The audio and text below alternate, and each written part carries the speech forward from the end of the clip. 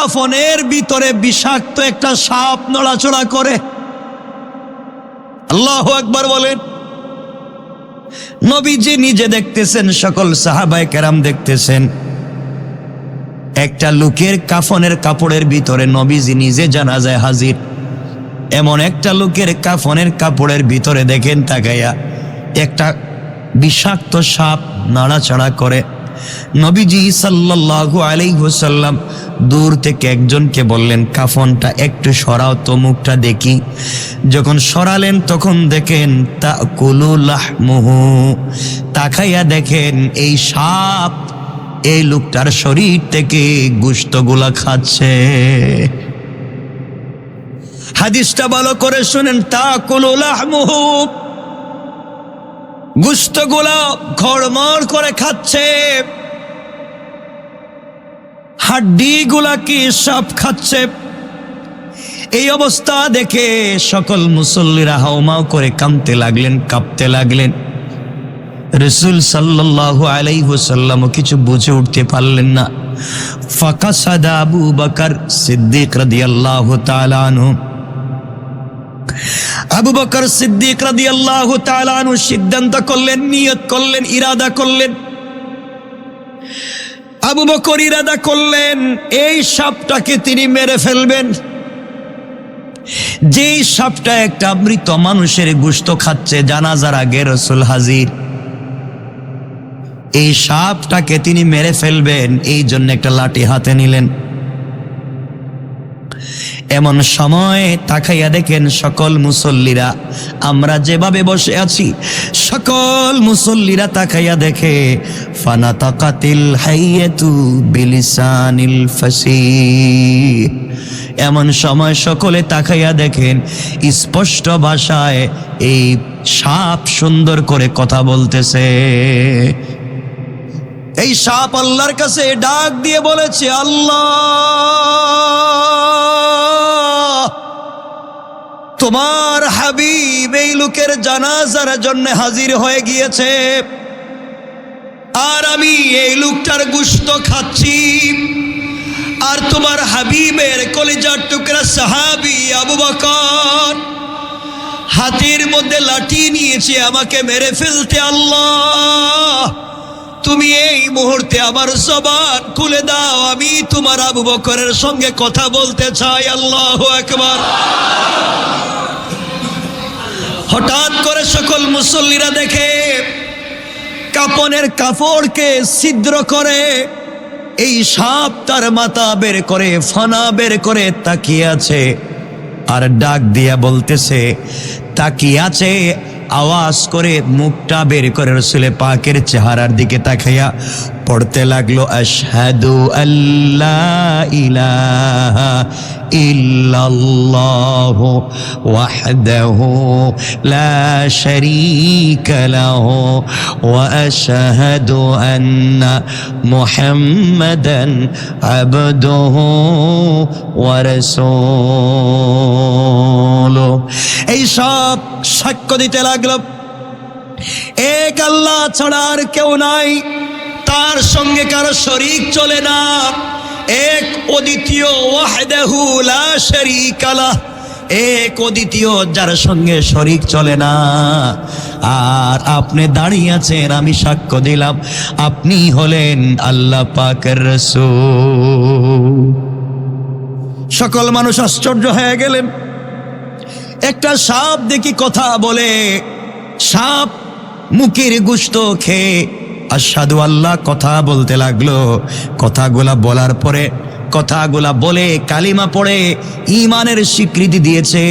সাহাবায়ে কেরাম তাকাইয়া দেখে নবীজির দুইটা চোখ থেকে ঝর্ণার মতো পানি পড়তে পড়তে দাড়ি ভিজে, গাল ভিজে, পরনের কাপড়গুলা ভিজে যায়, ফুটা ফুটা হয়ে পড়ে। নবীজি আওয়াজ করেন না, শুধু কাঁদতেছেন, আর মানুষগুলার ভিতরে কান্নার রোল পড়ে গিয়েছে। এমন সময়ে সাপটা রাসূল পাকের চেহারা থেকে মুখটা ফিরাইয়া আবু বকরের চেহারার দিকে তাকাইয়া ডাক দিয়া বলছে, ইয়া আবা বকর। আল্লাহু আকবার। এই সাপ চিনতে পেরেছে এটা নবীজির সাহাবী ওমর না, নবীজির সাহাবী আলী না, ওইটার নাম আবু বকর। সাপও তাকে চিনে, ঈমানওয়ালাকে সবাই চিনে। সাপ ডাক দিয়া বলছি, ইয়া আবা বকর লেমা তাসরিবুনি, তুমি কেন আমাকে মারতে চাও? ও আবু বকর, তোমার কি হয়েছে? তোমার হাতে লাঠি কেন? আমাকে কেন মারতে চাও? আমি কি করেছি? লাইসালি জামবুন, আমার কোনো অপরাধ নাই, আমার কোনো গুনাহ নাই। আবু বকর, তুমি কেন নিরপরাধ একটা সাপকে মারতে চাও?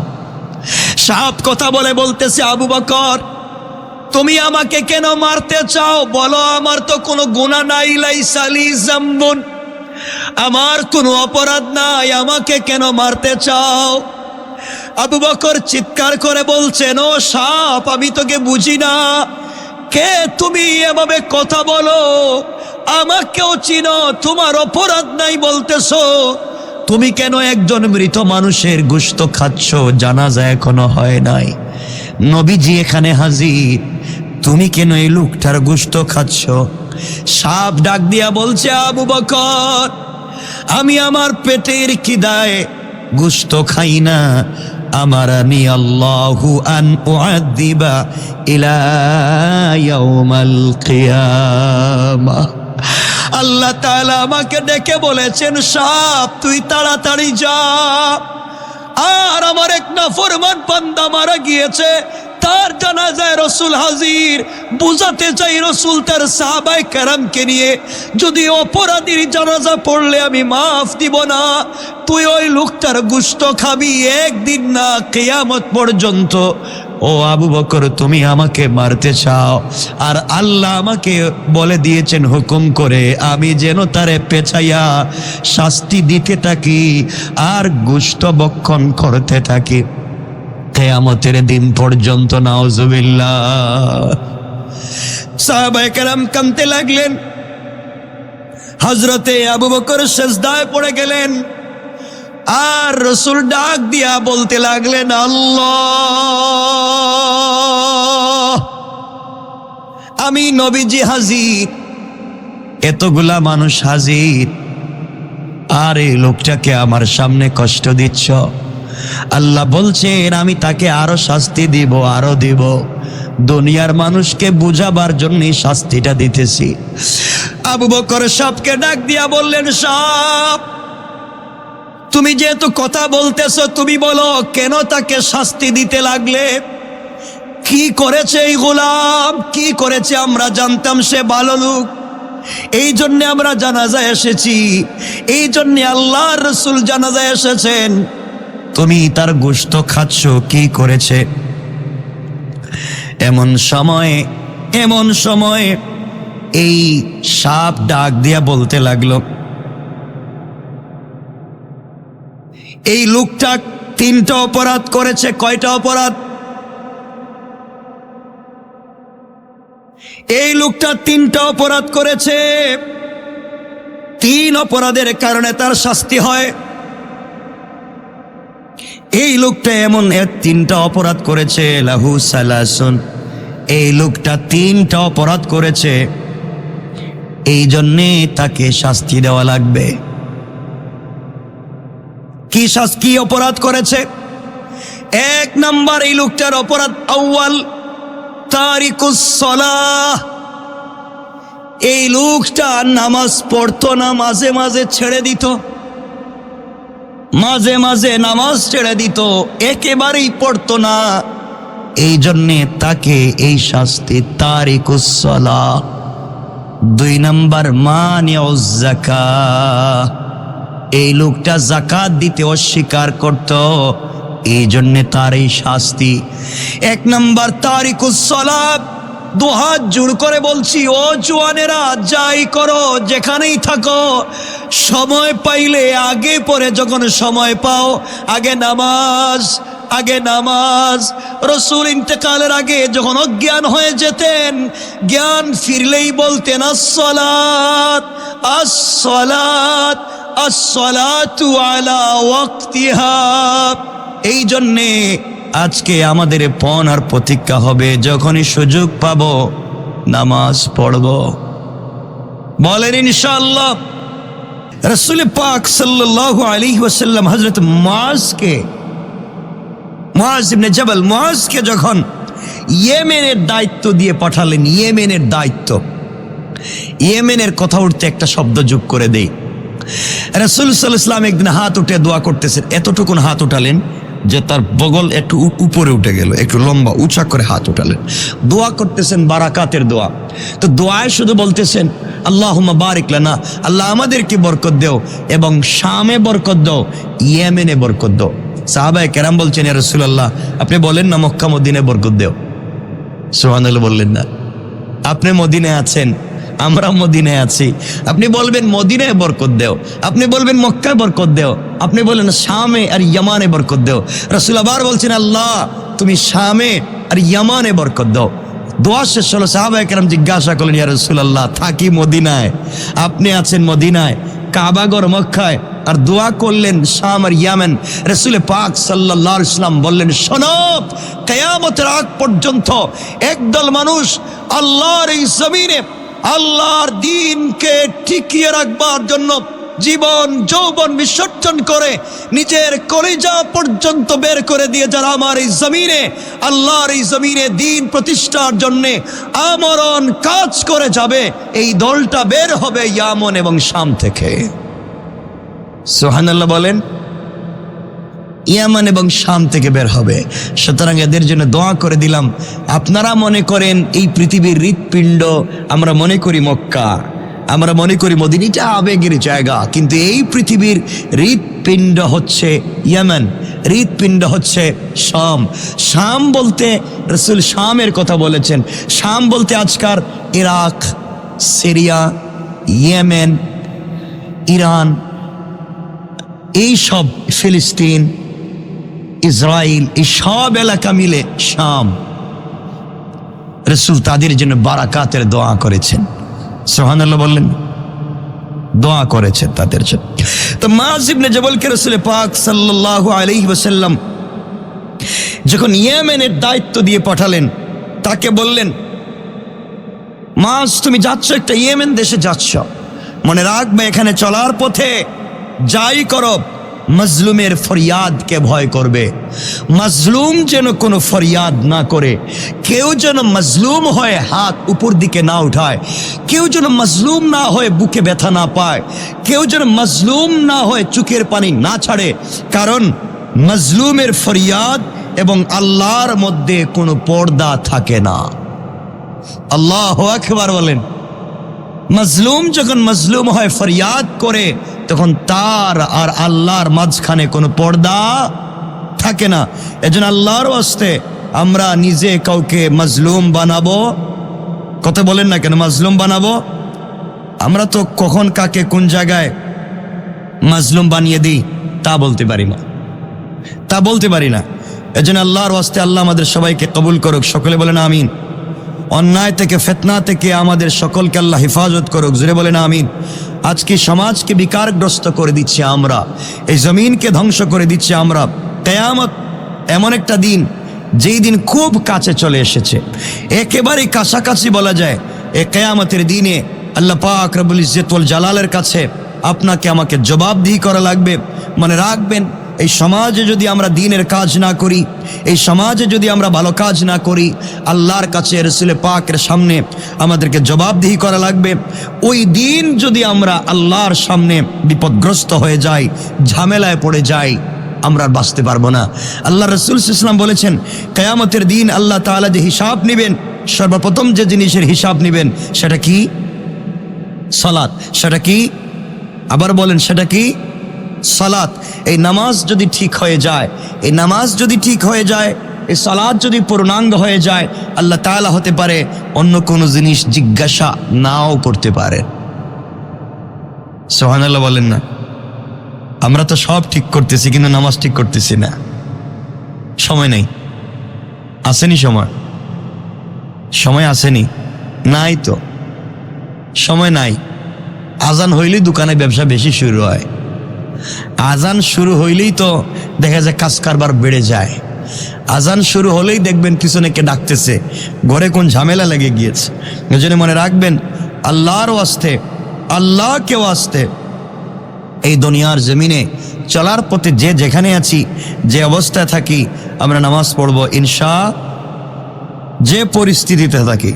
কারণ পরিস্থিতি সব সময় আমাদের অনুকূলে থাকবে না, মানুষজন সব সময় আমাদের পক্ষে থাকবে না, কিন্তু আমরা তাদেরকে এই পরিস্থিতিকে আমরা গ্রহণ করব এভাবেই যে সকল পরিস্থিতিতে আমাদের পাশে কেউ না থাকলেও থাকবেন একজন, তিনি কে? আল্লাহ বলছেন, গোলাম কেউ যদি আমার উপরে ভরসা করে, আমাকে বিশ্বাস করে, আমার উপরে ভরসা করে বের হয়ে যায়, মনে রাখবে এই কথাটা, তোমরা অবশ্যই মনে রাখবা, আমি আল্লাহ কিন্তু তাদেরকে ছেড়ে দেই না একা, বরং আমি আল্লাহ তাদের কাছে থাকি, পাশে থাকি। তাহলে আমাদের পাশে থাকবেন কে? সবাই বলেন কে? আল্লাহ পাশে থাকবেন। কিন্তু আফসোসের বিষয় হচ্ছে আজকে আমরা আল্লাহকে আল্লাহর মতো করে বিশ্বাস করতে পারলাম না, আল্লাহর মতো করে ভালোবাসতে পারলাম না।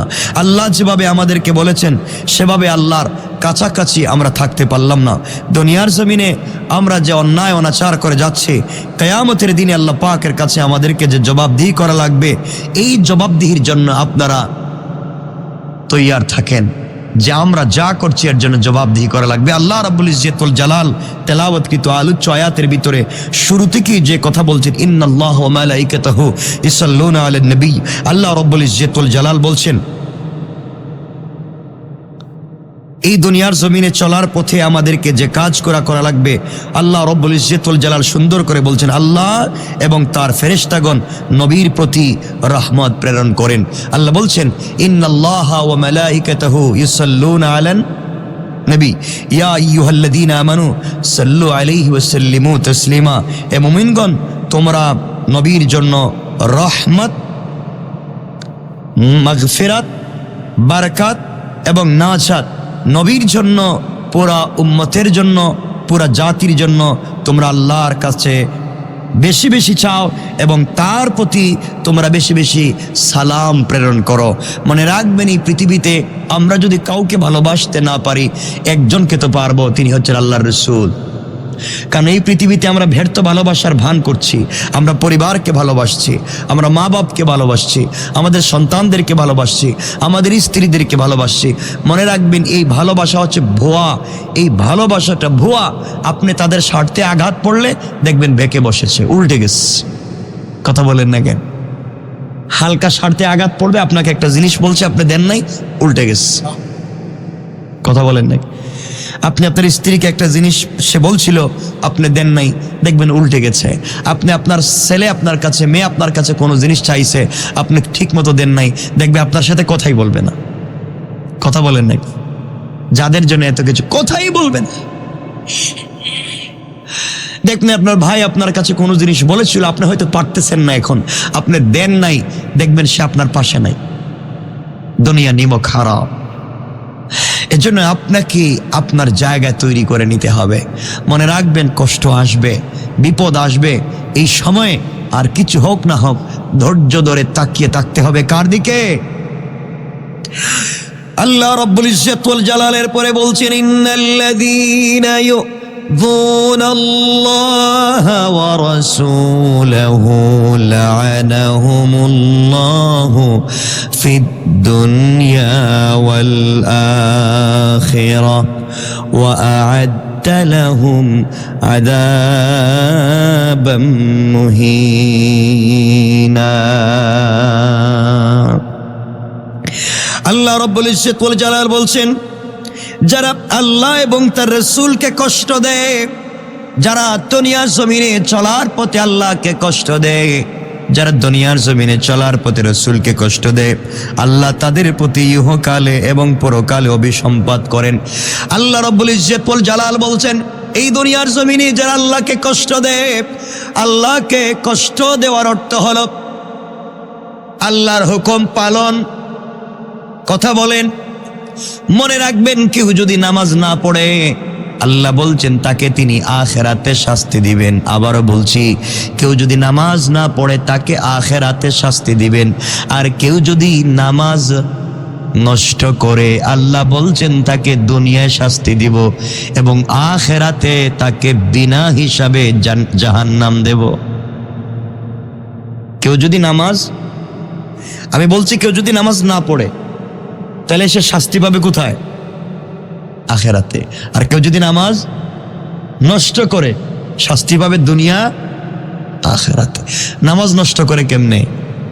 নামাজে আসলাম, অজু ঠিক মতো করে না, নামাজের রুকুন ঠিক মতো আদায় করে না, যেভাবে রুকু করবার কথা সেভাবে করে না, যেভাবে সেজদা করবার কথা করে না, যেভাবে হাত রাখবার কথা রাখে না, যেভাবে পা রাখবার কথা রাখে না, যেখানে চোখ রাখবার কথা রাখে না, দিল দিয়ে যা চিন্তা করবার তা করে না।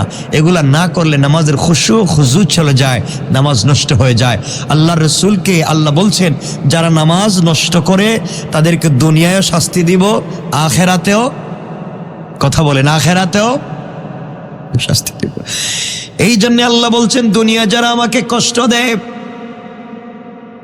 এর অর্থ হলো দুনিয়া যারা আল্লাহর হুকুম পালন করে না, আল্লাহ যে পথে বলছেন ওই পথে চলে না। আল্লাহ বলছেন হালাল খাও, হালাল খায় না। আল্লাহ বললেন হারাম ছেড়ে দেও, হারাম ছেড়ে দিতে পারে না। আল্লাহ বললেন অন্যায় করা যাবে না, অন্যায় ছাড়তে পারে না। এইভাবে নামাজও পড়ে অন্যায় করে আল্লাহ বললেন এগুলা করে যারা আমাকে কষ্ট দেব এবং আমার রাসূলকে যারা কষ্ট দেব, রাসূলের তরিকা মতো চলে না, রাসূল যেভাবে চলতে বলেছেন রাসূলের আদর্শ গ্রহণ করে না, এইভাবে যারা চলে, আল্লাহ বললেন যারা কষ্ট দেয়, আমি আল্লাহ রব্বুল ইজ্জত ওয়াল জালাল তাদেরকে ইহকালে তাদেরকে জীবিত থাকতে অভিসম্পাত করি, জীবিত থাকতে তাদের প্রতি লানত দেই, মরার পরেও তাদের প্রতি লানত দেই। ফেরেশতারা আল্লাহর কাছে জিজ্ঞাসা করলেন, আল্লাহ তাআলা যারা তোমাকে কষ্ট দেয়, যারা তোমার রাসূলকে কষ্ট দেয়, আপনি বলছেন তাদেরকে আপনি লানত করেন, আমরাও কি করব? আল্লাহ রাব্বুল ইজ্জত ওয়াল জালাল বলছেন, ফেরেশতারা আমিও লানত করি, তোমরাও তাদেরকে লানত করো। এমনকি দুনিয়ার সকল সৃষ্টি যারা আল্লাহর রাসূলকে কষ্ট দেয় তাদের প্রতি লানত দেয়। পড়েন নাউজুবিল্লাহ। এজন্যে আমরা চলার পথে রাসূল পাক সাল্লাল্লাহু আলাইহি সাল্লামকে কষ্ট দিব? বলেন না, কষ্ট দিব? আমরা কষ্ট দেইনি? কষ্ট দেইনি? কষ্ট দেই। রাসূলের সুন্নাত মতো চলি না আমরা। সুন্নাত আজকে থেকে আমরা ঘরের সুন্নাত গুলাকে চালু করি। আমরা ঘরে ঢুকতে ডান পা দিয়ে প্রবেশ করি, ঘরে সালাম বিনিময় করি, ঘরের ভিতরে যাই, সুন্নাত মোতাবেক আমরা চলাফেরা করি, কোরআনটা তেলাওয়াত করি, জিকিরটা করি। আমাদের পুরা জিন্দগির এই টার্গেট যদি হয়ে যেত আখেরাত নিয়ে, মনে রাখবেন কারো হাত থেকে যদি দুনিয়া ছুটে যায়, আবারও বলছি, কারো হাত থেকে যদি দুনিয়া ছুটে যায় সে গরিব হয়ে যায়। সে কি হয়? দুনিয়া ছুটে গেলে কি হয়? কারো হাত থেকে যদি দুনিয়া ছুটে যায় সে গরিব হয়ে যায়। আর কারো দিল থেকে যদি দুনিয়া বের হয়ে যায় সে আল্লাহর ওলি হয়ে যায়। আল্লাহু আকবার বলো। কারো হাত থেকে দুনিয়া ছুটে গেলে গরিব হয়, আর এই দুনিয়াকে দিল থেকে বের করে দেন সে আল্লাহর ওলি হয়। এজন্য দিল থেকে দুনিয়াকে বের করি, দিল থেকে দুনিয়াকে বের করে দেই, দিলে বসিয়ে দেই আল্লাহকে এবং তার রাসূলকে। আল্লাহ বলছে দুনিয়াও পাবে আখিরাতও পাবে। সুবহানাল্লাহ বলে। এই জন্য চলার পথে ভুল হয়ে গেলে আল্লাহর কাছে তওবা করো। আল্লাহ বলেছেন কোন বান্দা যখন গুনাহ করবার পরে, আমাকে কষ্ট দেওয়ার পরে, আমার রাসূলকে কষ্ট দেওয়ার পরে বুঝতে পেরে অন্যায় করেছে, বুঝতে পেরে যখন তওবা করে, কোন মা যখন তার সন্তানকে ৮-১০ বৎসরের একটা বাচ্চাকে হারিয়ে ফেলে, আর ৩০-৪০ বৎসর পরে যদি ওই বাচ্চাটাকে মা পায়, ওই মা যেভাবে খুশি হয়ে যায়। একজন মুসাফির রাস্তায় চলবার পথে শত শত মাইল দূরে যাবে, চলবার পথে ঘোড়াকে বেঁধে রেখে বিশ্রাম করছিল। ঘোড়া যখন হেরে যায়, ওই মুসাফির যখন তার ঘোড়াটা পায়, আর মা ৩০ বৎসর পরে তার সন্তানকে যদি আবার খুলে পায়, যতটুকুন খুশি হয়ে যায়। আল্লাহ বলছেন আমার বান্দা গুনাহ করবার পরে যখন তওবা করে আমার দিকে ফিরে আসে, আমি আল্লাহ তার চাইতে বেশি খুশি হয়ে যায়। আমার বান্দা গুনাহ করবার পরে, অন্যায় করবার পরে তওবা করতে করতে যখন আমার দিকে ফিরে আসে, বান্দা যখন তওবার রাস্তায় এক কদম আগাইয়া যায়, আমি আল্লাহ 70 কদম তার দিকে আগাইয়া যায়। সুবহানাল্লাহ, জোরে বলেন। এই জন্যে চলার পথে ও গোলামের দল, আল্লাহকে সন্তুষ্ট করবার চেষ্টা করো। দুনিয়ার জমিনে আল্লাহকে সন্তুষ্ট করা ছাড়া আমাদের আর কোনো বিকল্প রাস্তা নাই। মনে রাখবেন, এই দুনিয়ার জমিনে চলার পথে সব সময় যদি আল্লাহকে সন্তুষ্ট করতে পারি, আল্লাহ বলছেন, গোলাম রে, আমি জানি তুমি 100% আমাকে সন্তুষ্ট করতে পারবে না, তুমি যদি শুধু চেষ্টা করো, ওই চেষ্টাটাকে আমি আল্লাহ তাআলা কবুল করে তোমাকে মাফ করে দিতে পারি। পারবো না ইনশাআল্লাহ? জোরে আওয়াজ করে বলেন ইনশাআল্লাহ। আল্লাহ রাব্বুল ইজ্জতুল জালালের পরে বললেন, লানাহুমুল্লাহু ফিদ দুনিয়া ওয়াল আখিরাহ ওয়া আ'আদ্দা লাহুম আযাবাম মুহিনা। আল্লাহ রাব্বুল ইজ্জতুল জালাল বললেন, যারা আমাকে কষ্ট দেয়, আমার রাসূলকে কষ্ট দেয়, তাদের জন্য প্রস্তুত করে রেখে দিয়েছেন অবমাননাকর, লাঞ্ছনাকর শাস্তি। কি শাস্তি? অবমাননাকর, লাঞ্ছনাকর, অপমানজনক শাস্তি আল্লাহ রেখে দিয়েছেন কিয়ামতে। যারা আল্লাহকে কষ্ট দেয়, যারা রাসূলকে, যারা নামাজ পড়ে না, আল্লাহরে কষ্ট দেয় না। কথা বলেন না কেন? বলেন, কষ্ট দেয় না। যারা সত্য কথা বলে না, তারা আল্লাহকে কষ্ট দেয়। যারা আমানতের খেয়ানত করে, তারা আল্লাহকে, যারা হক আদায় করে না, তারা আল্লাহকে, আল্লাহ বলছেন দুনিয়াও নষ্ট, আখেরাতও, কথা বলেন, আখেরাতও নষ্ট। রাসূলকে যারা কষ্ট দেয়, রাসূল বলেছেন তুমি প্রতিবেশীর হক আদায় করো, তুমি নিজের হক আদায় করো। রাস্তায় একটা কাঁটা, ঈমানের অংশ হলো, রাস্তায় যদি একটা কাঁটা পড়ে থাকে, ওটা সরাইয়া দাও। ঈমানের অঙ্গ, ঈমানের 70টা শাখার একটা হচ্ছে, রাস্তায় যদি একটা কাঁটা পড়ে থাকে বা রাস্তায় একটা কিছু পড়ে থাকলো, একজন মানুষ যেতে কষ্ট হবে, এটা সরাইয়া দেওয়া, এটা ঈমানের অংশ। এখন আমরা কি রাস্তা থেকে কিছু সরাই না রাস্তায় দেই? এখন রাস্তা দেই না সরাই? দেই, উল্টা রাস্তা বন্ধ করে দেই। রাসূল বলেছেন রাস্তাকে পরিষ্কার রাখো, এটা ঈমানের অংশ, আর আমরা এখন রাস্তা বন্ধ করে দিই। আল্লাহ হিফাজত করুক। সবাই বলেন।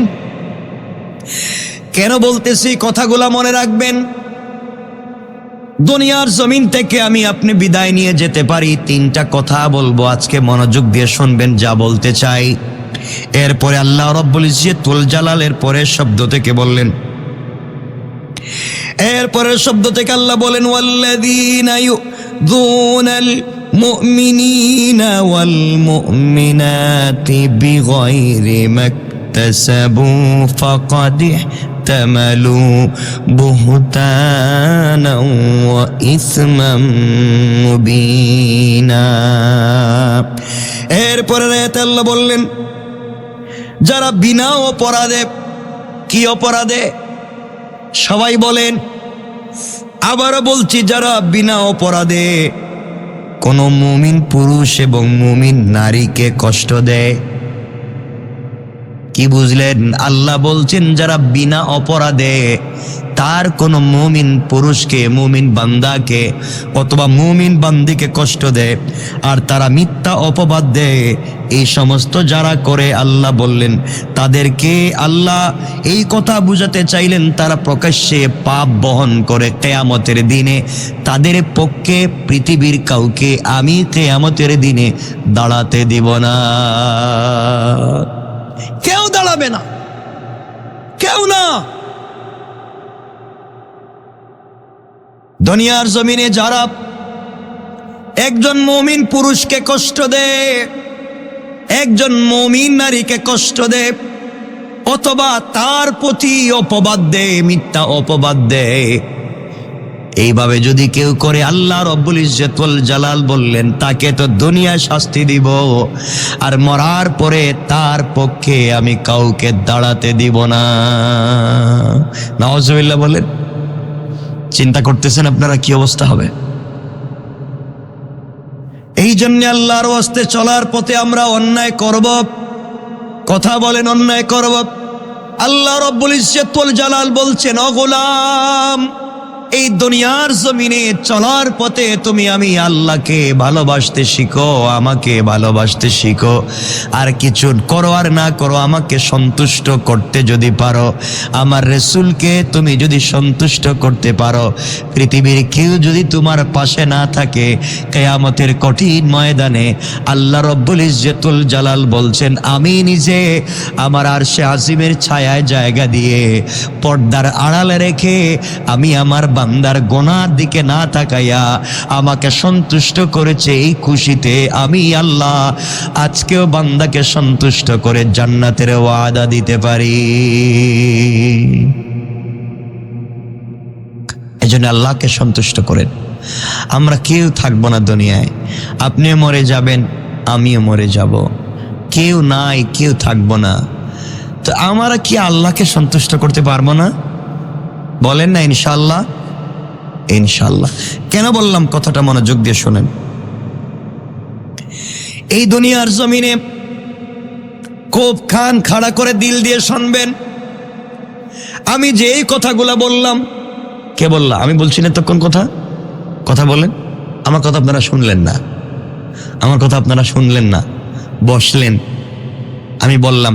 আপনারা মনে করছেন জুমার সময় তো হুজুর কিছু বলবেই, তার যা মন চায় বলুক, আমরা কি এতগুলো মানতে পারি নাকি? আমার কথা মানলেন না আপনারা, আমার কথাগুলো শুনলেন না। আচ্ছা বলেন তো, আমি কি কোনো কথা বানাইয়া বলতেছি? শুনলেন না, এভাবে চলে গেল। আপনারা মরে গেলেন বা আমি মরে গেলাম, মনে রাখবেন কি বিপদ হতে পারে। এটা জ্বলন্ত উদাহরণ আপনাদেরকে দিতে চাই। আমার মুসলমান বন্ধুগণ, গভীর মনোযোগ।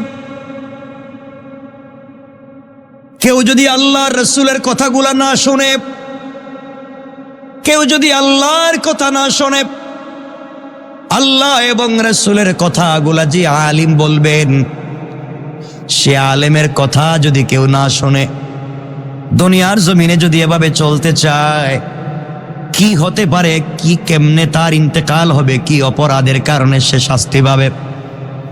এই দুনিয়ার জমিনে রাসূল পাক বলেছেন, আলাইকুম বিমুজালাসাতিল উলামা। দুনিয়ার জমিনে যারা আমাকে দেখে নাই, দুনিয়ার জমিনে যারা আমি রাসূলকে দেখে নাই, দুনিয়ার জমিনে যারা আমার মজলিসে বসতে পারে নাই, তারা যদি দুনিয়ার জমিনে কোনো হক্কানি রব্বানি আলিমের মজলিসে বসে যায়, এটা যেন আমি রাসূলের মজলিসে বসে গিয়েছে।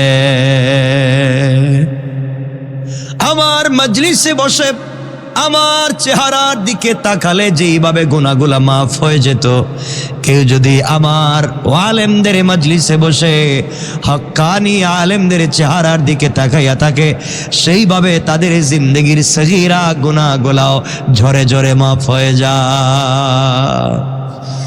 আল্লাহর রাসূল বলেছেন, তোমরা মনে করো এটা আমি রাসূলের মজলিস।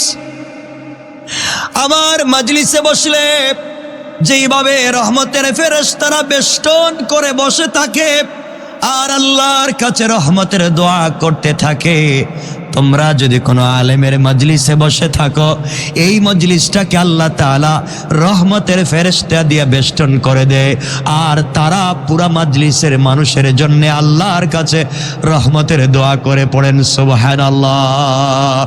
আল্লাহু আকবার বলেন। এই জন্য রাসূল বলেছেন, আলাইকুম বিমুজালাসাতিল উলামা।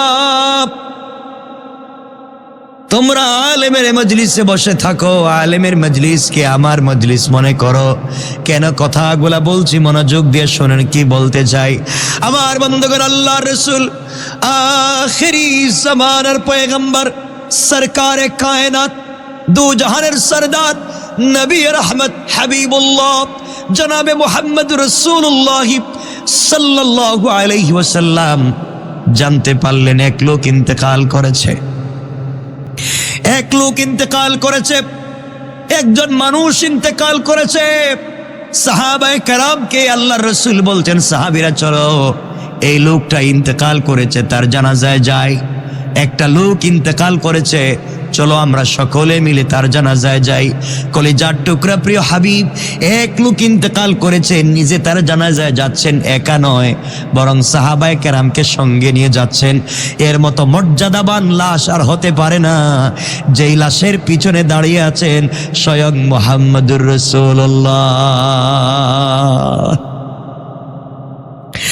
আল্লাহ রাসূল সাল্লাল্লাহু আলাইহি ওয়াসাল্লাম বললেন, ফাকামা রাসূলুল্লাহ সাল্লাল্লাহু আলাইহি ওয়াসাল্লাম আলা জানাজাতিহি। রাসূল পাক সাল্লাল্লাহু আলাইহি ওয়াসাল্লাম দাঁড়িয়ে গেলেন এক লোকের জানাজায় যাওয়ার জন্য। লিসাল্লি আলাইয়া, তিনি চিন্তা করলেন এই লোকটার জানাজার নামাজ পড়বেন, এই জন্য আস্তে আস্তে চলে গেলেন। রাসূল পাক চলে গেলেন একজন লোকের জানাজা পড়তে। বুঝা গেল নবীজি জানাজায় যাচ্ছেন, লোকটা অমুসলিম। বলেন, নবীজি জানাজায় যাচ্ছেন, লোকটা অমুসলিম। কথা বলেন না বাবা, মুসলিম। লোকটা কি? রাসূল পাক সাল্লাল্লাহু আলাইহি ওয়াসাল্লাম সাহাবায়ে কেরামকে সঙ্গে নিয়ে পৌঁছে গেলেন। সিদ্দিক আকবর রাসূলের সঙ্গে, বড় বড় সাহাবায়ে কেরাম রাসূলের সঙ্গে লোকটার জানাজার জন্য চলে গেলেন। কাছে যাওয়ার পরে দেখেন তাহাররাকাল কাফান, তার কাফন নড়াচড়া করে। এই লোকটার লাশের সামনে রাসূল দাঁড়ালেন, মানুষ বেষ্টন হয়ে দাঁড়িয়ে আছে। রাসূল দেখেন এই লোকটার কাফন নড়াচড়া করে, কাফন দিয়ে তাকে পেঁচিয়ে গোসল করে রাখা হয়েছে, কাফন পরিয়ে রাখা হয়েছে। শুধুমাত্র জানাজা হবে এই অবস্থায় তাকে খাটিয়ায় রেখে দেওয়া হয়েছে। আতর গোলাপ লাগিয়ে, সেন্ট লাগিয়ে, সুন্দর জামা পরিয়ে তাকে রেখে দেওয়া হয়েছে। নবীজি দেখেন লোকটার কাফন নাড়াচাড়া করে। ফারান নবী সাল্লাল্লাহু আলাইহি ওয়াসাল্লাম ফিহি হাইয়াতুন, নবীজি সাল্লাল্লাহু আলাইহি ওয়াসাল্লাম দেখেন তার কাফনের ভিতরে বিষাক্ত একটা সাপ নড়াচড়া করে। আল্লাহু আকবার বলেন। নবীজি নিজে দেখতেছেন, সকল সাহাবায়ে কেরাম দেখতেছেন। একটা লোকের কাফনের কাপড়ের ভিতরে নবীজি নিজে জানাজায় হাজির। এমন একটা লোকের কাফনের কাপড়ের ভিতরে দেখেন তাকাইয়া একটা বিষাক্ত সাপ নাড়াচাড়া করে। নবীজি সাল্লাল্লাহু আলাইহি ওয়াসাল্লাম দূর থেকে একজনকে বললেন, কাফনটা একটু সরাও তো, মুখটা দেখি। যখন সরালেন তখন দেখেন তাকুলু লাহমুহু, তাকাইয়া দেখেন এই সাপ এই লোকটার শরীর থেকে গোশতগুলা খাচ্ছে। হাদিসটা ভালো করে শুনেন, তাকুলু লাহমুহু, গোশতগুলা খড়মড় করে খাচ্ছে, হাড্ডিগুলা কি সাপ খাচ্ছে। এই অবস্থা দেখে সকল মুসল্লিরা হাউমাউ করে কাঁপতে লাগলেন। রাসূল সাল্লাল্লাহু আলাইহি ওয়াসাল্লাম কিছু বুঝে উঠতে পারলেন না। ফাকাসাদা আবু বকর সিদ্দিক রাদিয়াল্লাহু তাআলা আনহু, আবু বকর সিদ্দিক রাদিয়াল্লাহু তাআলা আনহু সিদ্ধান্ত করলেন, নিয়ত করলেন, ইরাদা করলেন। আবু বকর ইরাদা করলেন এই সাপটাকে তিনি মেরে ফেলবেন। যেই সাপটা একটা মৃত মানুষের গোশত খাচ্ছে, জানাজার আগে রাসূল হাজির, এই সাপটাকে তিনি মেরে ফেলবেন, এই জন্য একটা লাঠি হাতে নিলেন। এমন সময় তাকাইয়া দেখেন সকল মুসল্লিরা, আমরা যেভাবে বসে আছি সকল মুসল্লিরা তাকাইয়া দেখে ফানাতাকাতিল হাইয়াতু বিলিসানিল ফাসিহ। এমন সময় সকলে তাকাইয়া দেখেন স্পষ্ট ভাষায় এই সাপ সুন্দর করে কথা বলতেছে। এই সাপ আল্লাহর কাছে ডাক দিয়ে বলেছে, আল্লাহ, তোমার হাবিব এই লোকের জানাজার জন্য হাজির হয়ে গিয়েছে, আর আমি এই লোকটার গোশত খাচ্ছি। আর তোমার হাবিবের কলিজার টুকরা সাহাবী আবু বকর হাতের মধ্যে লাঠি নিয়েছে আমাকে মেরে ফেলতে। আল্লাহ, তুমি এই মুহূর্তে আমার জবান খুলে দাও, আমি তোমার আবু বকরের সঙ্গে কথা বলতে চাই। আল্লাহু আকবার।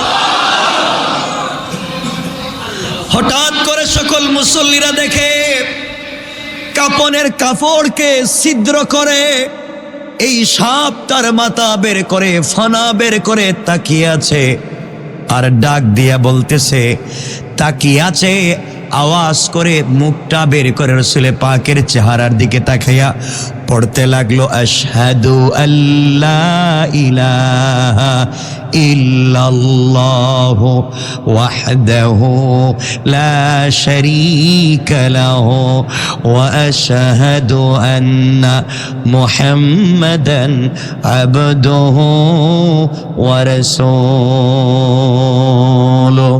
এই সব সাক্ষ্য দিতে লাগলো, এক আল্লাহ ছাড়া আর কেউ নাই, তার সঙ্গে কারো শরীক চলে না, এক অদ্বিতীয় ওয়াহদাহু লা শারীকা লাহ, এক অদ্বিতীয় যার সঙ্গে শরীক চলে না। আর আপনি দাঁড়িয়ে আছেন, আমি সাক্ষ্য দিলাম আপনি হলেন আল্লাহ পাকের রাসূল। সকল মানুষ আশ্চর্য হয়ে গেলেন। একটা সাপ দেখি কথা বলে, সাপ মুখের গোশত খেয়ে আশহাদু আল্লাহ কথা বলতে লাগলো। কথাগুলা বলার পরে, কথাগুলা বলে কালিমা পড়ে ঈমানের স্বীকৃতি দিয়েছে। সাহাবায়ে কেরাম তাকাইয়া দেখে নবীজির দুইটা চোখ থেকে ঝর্ণার মতো পানি পড়তে পড়তে দাড়ি ভিজে, গাল ভিজে, পরনের কাপড়গুলা ভিজে যায়, ফুটা ফুটা হয়ে পড়ে। নবীজি আওয়াজ করেন না, শুধু কাঁদতেছেন, আর মানুষগুলার ভিতরে কান্নার রোল পড়ে গিয়েছে। এমন সময়ে সাপটা রাসূল পাকের চেহারা থেকে মুখটা ফিরাইয়া আবু বকরের চেহারার দিকে তাকাইয়া ডাক দিয়া বলছে, ইয়া আবা বকর। আল্লাহু আকবার। এই সাপ চিনতে পেরেছে এটা নবীজির সাহাবী ওমর না, নবীজির সাহাবী আলী না, ওইটার নাম আবু বকর। সাপও তাকে চিনে, ঈমানওয়ালাকে সবাই চিনে। সাপ ডাক দিয়া বলছে, ইয়া আবা বকর লেমা তাসরিবুনি, তুমি কেন আমাকে মারতে চাও? ও আবু বকর, তোমার কি হয়েছে? তোমার হাতে লাঠি কেন? আমাকে কেন মারতে চাও? আমি কি করেছি? লাইসা লি যামবুন, আমার কোনো অপরাধ নাই, আমার কোনো গুনাহ নাই। আবু বকর, তুমি কেন নিরপরাধ একটা সাপকে মারতে চাও? সাপ কথা বলে বলতেছে, আবু বকর, তুমি আমাকে কেন মারতে চাও? বলো, আমার তো কোনো গুনাহ নাই, লাইসা লি যামবুন, আমার কোনো অপরাধ নাই, আমাকে কেন মারতে চাও? আবু বকর চিৎকার করে বলছেন, ও সাপ, আমি তোকে বুঝি না, কে তুমি? এভাবে কথা বলো, আমাকেও চিনো, তোমার অপরাধ নাই বলতেছো, তুমি কেন একজন মৃত মানুষের গোশত খাচ্ছ? জানাজা এখনো হয় নাই, নবীজি এখানে হাজির, তুমি কেন এই লোকটার গোশত খাচ্ছ? সাপ ডাক দিয়া বলছে, আবু বকর, আমি আমার পেটের খিদায় গোশত খাই না, আমারানি আল্লাহু আন উআযিবা ইলা ইয়াউমাল কিয়ামাহ। আল্লাহ তাআলা আমাকে ডেকে বলেছেন, সাপ তুই তাড়াতাড়ি যা, আর আমার এক নাফরমান বান্দা মারা গিয়েছে, তার জানাজায় রাসূল হাজির। বুঝাতে চাই রাসূল তার সাহাবায়ে কেরামকে নিয়ে, যদি অপরাধীর জানাজা পড়লে আমি মাফ দিব না, তুই ওই লোকটার গোশত খাবি একদিন না, কিয়ামত পর্যন্ত। ও আবু বকর, তুমি আমাকে মারতে চাও, আর আল্লাহ আমাকে বলে দিয়েছেন হুকুম করে, আমি যেন তারে পেছাইয়া শাস্তি দিতে থাকি আর গোশত ভক্ষণ করতে থাকি কিয়ামতের দিন পর্যন্ত। নাউজুবিল্লাহ। সাহাবায়ে কেরাম কাঁদতে লাগলেন। হযরতে আবু বকর সিজদায় পড়ে গেলেন, আর রাসূল ডাক দিয়া বলতে লাগলেন, আল্লাহ, আমি নবীজি হাজির, এতগুলা মানুষ হাজির, আর এই লোকটাকে আমার সামনে কষ্ট দিচ্ছ। আল্লাহ বলছেন, আমি তাকে আরো শাস্তি দিব, আরো দিব। দুনিয়ার মানুষকে বুঝাবার জন্য শাস্তিটা দিতেছি। আবু বকর সাপকে ডাক দিয়া বললেন, সাপ, তুমি যেহেতু কথা বলতেছো, তুমি বলো কেন তাকে শাস্তি দিতে লাগলে? কি করেছে এই গোলাম, কি করেছে? আমরা জানতাম সে ভালো লোক, এই জন্য আমরা জানাজায় এসেছি, এই জন্য আল্লাহর রাসূল জানাজায় এসেছেন। তুমি তার গোশত খাচ্ছ, কি করেছে? এমন সময় এই সাপ ডাক দিয়া বলতে লাগলো, এই লোকটা 3টা অপরাধ করেছে। কয়টা অপরাধ? এই লোকটা 3টা অপরাধ করেছে। 3 অপরাধের কারণে তার শাস্তি হয়। এই লোকটা এমন 3টা অপরাধ করেছে। লাহু সালাসুন, এই লোকটা 3টা অপরাধ করেছে, এই জন্যে তাকে শাস্তি দেওয়া লাগবে। কি অপরাধ করেছে? 1 নাম্বার, এই লোকটার অপরাধ আউয়াল তারিকুস সালাহ। এই লোকটা নামাজ পড়তো না, মাঝে মাঝে ছেড়ে দিত, মাঝে মাঝে নামাজ ছেড়ে দিত, একেবারেই পড়তো না, এই জন্যে তাকে এই শাস্তি, তারিকুস সালাহ। 2 নাম্বার মানিউজ যাকাত, এই লোকটা যাকাত দিতে অস্বীকার করত, এই জন্যে তার এই শাস্তি। 1 নাম্বার তারিকুস সালাত। 2 হাত জোড় করে বলছি, ও জওয়ানেরা, যাই করো, যেখানেই থাকো, সময় পাইলে আগে পরে, যখন সময় পাও আগে নামাজ।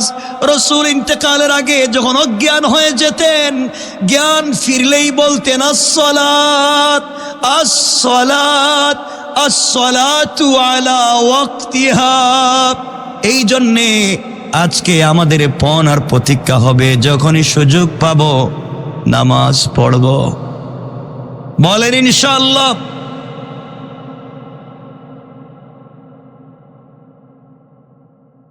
এক নাম্বার তারিকুস সালাত, এটা রাসূলের জিন্দেগির কথা বলছি, হাদিসের কথা বলছি। 2 নাম্বার মানিউজ যাকাত। আর 3 নাম্বার যে অপরাধ হলো, যেটা আগেই বলছিলা, ইয়াসমাউ কাউলাল উলামা। 3 নাম্বার অপরাধ হলো লা ইয়াসমাউ কাউলাল উলামা, সে আলেমদের কোনো কথাকে শুনতো না, মানতো না, বিশ্বাস করতো না, এই জন্যে তার এই শাস্তি। 1 নাম্বার নামাজ ছেড়ে দিত, 2 নাম্বার যাকাত দিত না, আর 3 নাম্বার হলো আলেমদের কথাকে শুনতো না। এই 3 অপরাধের কারণে তাকে শাস্তি দেওয়া হচ্ছে। ওই সময় সাপ বলছি, ইয়া রাসূলুল্লাহ, আল্লাহ হুকুম করেছেন আপনি চাইলে জানাজা পড়াতে পারেন, সকল সাহাবায়ে কেরামকে নিয়ে পড়াতে পারেন, কিন্তু আমি তার শরীর থেকে কিয়ামতের আগ পর্যন্ত 1 সেকেন্ডের জন্য সরতে পারি না। চিন্তা করতেছে, আল্লাহর ওয়াস্তে আমরা এই কাজগুলো করব না। বলেন ইনশাআল্লাহ। আল্লাহ আমাদের সবাইকে কবুল করুক, বলেন আমিন। সবাই বেশি বেশি করে আমরা আমল করব, আল্লাহ আমাদেরকে হিদায়াত দান করুক, বলেন আমিন।